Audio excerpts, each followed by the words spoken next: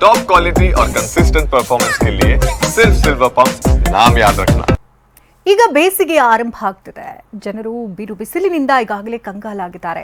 ಈ ಮಧ್ಯೆ ನದಿಯ ಒಡಲು ಖಾಲಿ ಆಗ್ತಾ ಇದ್ದು ಜೀವನದಿ ನಂಬಿ ಕೃಷಿ ಮಾಡ್ತಾ ಇರುವಂತಹ ರೈತರಿಗೆ ಚಿಂತೆ ಶುರುವಾಗಿದೆ. ಮೈದುಂಬಿ ಹರಿತಾ ಇದ್ದಂತ ಕೃಷ್ಣೆ ಬರಿದಾಗಿದ್ದು ರೈತರು ಈಗಲೇ ನೀರು ಹರಿಸಿ ಮುಂಬರುವ ಕಂಟಕ ತಪ್ಪಿಸಿ ಎಂದಿದ್ದಾರೆ. ಬೇಸಿಗೆ ಆರಂಭಕ್ಕೆ ಬರಿದಾಯ್ತು ಕೃಷ್ಣೆಯ ಒಡಲು.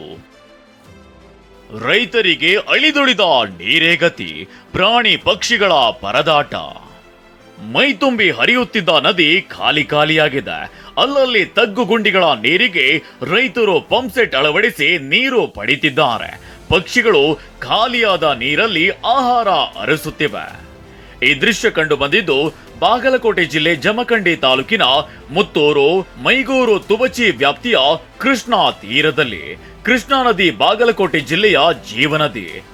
ಈಗಾಗಲೇ ಬಾಗಲಕೋಟೆ ಜನ ಬಿಸಿಲಿನ ತಾಪಕ್ಕೆ ಬಳಲಿ ಹೋಗ್ತಾ ಇದ್ದಾರೆ. ಇಂತಹ ಸಂದರ್ಭದಲ್ಲಿ ನದಿ ಮೂಲಗಳು ಖಾಲಿಯಾಗುವ ಮೂಲಕ ಮತ್ತಷ್ಟು ರೈತರಿಗೆ ಶಾಕ್ ಆಗಿದೆ ಅಂತಾನೆ ಹೇಳ್ಬೋದು.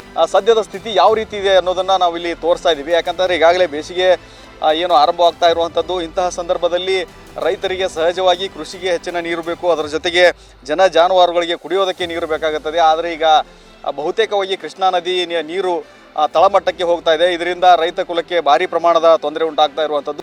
ದಿನದಿಂದ ದಿನಕ್ಕೂ ಕೂಡ ಈ ನೀರಿನ ಪ್ರಮಾಣ ಕ್ಷೀಣಿಸ್ತಾ ಹೋಗ್ತಾ ಇದೆ ಮತ್ತು ನೀರು ತಳಮಟ್ಟಕ್ಕೆ ಹೋಗ್ತಾ ಇರೋದ್ರಿಂದ ಒಂದು ಕಡೆ ಕೃಷಿಗೆ ಈಗಾಗಲೇ ನೀರಿನ ಕೊರತೆ ಎದುರಾಗ್ತಾ ಇರುವಂಥದ್ದು.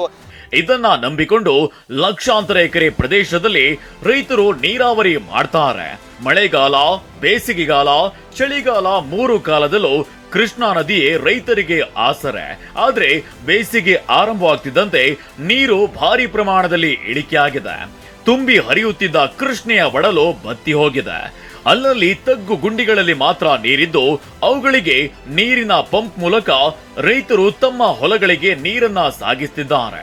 ಇನ್ನು ಕೆಲವೇ ದಿನಗಳಲ್ಲಿ ಈ ನೀರು ಕೂಡ ಖಾಲಿಯಾಗಲಿದ್ದು ಜನ ಜಾನುವಾರುಗಳು ಅಷ್ಟೇ ಅಲ್ಲ, ಪಕ್ಷಿ ಜಲಚರ ಜೀವಿಗಳಿಗೂ ನೀರಿನ ಅಭಾವವಾಗಲಿದೆ. ಸುಮಾರು 88,000 ಎಕರೆ ಪ್ರದೇಶ ಕೃಷ್ಣಾ ನದಿ ನೀರನ್ನೇ ಅವಲಂಬಿಸಿರ್ತಕ್ಕಂಥದ್ದು. ಯಾವುದೇ ಕಾರಣಕ್ಕೂ ಮಹಾರಾಷ್ಟ್ರದಿಂದ 3ರಿಂದ 4 TMC ನೀರನ್ನು ಬಿಟ್ಟು ಈ ಭಾಗದ ಜಾನುವಾರುಗಳನ್ನು ಮತ್ತು ರೈತರ ರಕ್ಷಣೆ ಮಾಡಬೇಕಂತಕ್ಕಂಥ ಒತ್ತಾಯವನ್ನು ಈ ಸಂದರ್ಭದಲ್ಲಿ ನಾನು ಮಾಡಲಿಕ್ಕೆ ಬಯಸ್ತೇನೆ. ಕೃಷ್ಣಾ ನದಿ ನೀರು ಖಾಲಿಯಾಗುವುದನ್ನ ತಡೆಯಲು ಇರುವ ಪರಿಹಾರ ಅಂದ್ರೆ ತಕ್ಷಣವೇ ಹಿಪ್ಪರಗಿ ಬ್ಯಾರೇಜ್ನಿಂದ ಅರ್ಧದಿಂದ 1 TMC ನೀರನ್ನ ತಕ್ಷಣ ಬಿಡಿಸಬೇಕು. ನಂತರ ಮಹಾರಾಷ್ಟ್ರದ ಕೊಯ್ನಾ ಜಲಾಶಯದಿಂದ 3ರಿಂದ 4 TMC ನೀರನ್ನ ಕೃಷ್ಣಾ ನದಿಗೆ ಹರಿಸಬೇಕು. ಈ ಬಗ್ಗೆ ರಾಜ್ಯ ಸರ್ಕಾರ ಮಹಾರಾಷ್ಟ್ರ ಜೊತೆ ಚರ್ಚಿಸಬೇಕು. ಮಹಾರಾಷ್ಟ್ರದಲ್ಲಿ ಬಿಜೆಪಿ ಸರ್ಕಾರವಿದೆ, ಕೇಂದ್ರದಲ್ಲಿ ಬಿಜೆಪಿ ಇರೋದ್ರಿಂದ ಉನ್ನತ ಮಟ್ಟದ ನಾಯಕರ ಜೊತೆ ರಾಜ್ಯ ಬಿಜೆಪಿ ನಾಯಕರು ಮಾತನಾಡಿ ಮನವೊಲಿಸಬೇಕು. ಆ ಮೂಲಕ ಕೊಯ್ನಾದಿಂದ ನೀರು ಹರಿಸಿ ರೈತರ ಕೃಷಿ, ಜನ ಜಾನುವಾರುಗಳಿಗೆ ಆಗಬಹುದಾದ ಕಂಟಕ ನಿವಾರಿಸಬೇಕೆಂದು ರೈತರು ಆಗ್ರಹಿಸುತ್ತಿದ್ದಾರೆ.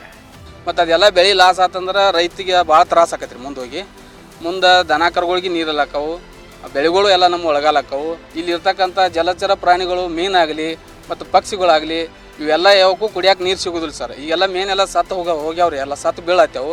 ಮತ್ತು ಹಿಂಗೆ ಆಗೋದ್ರಿಂದ ಭಾಳ ತ್ರಾಸ ಐತಿ ರೈತರಿಗೆ. ಮಾರ್ಚ್ ಅಂತ್ಯದಲ್ಲಿ ನದಿ ಒಡಲು ಖಾಲಿ ಆಗ್ತಿರೋದು ರೈತರಿಗೆ ಆಘಾತ ತಂದಿದೆ.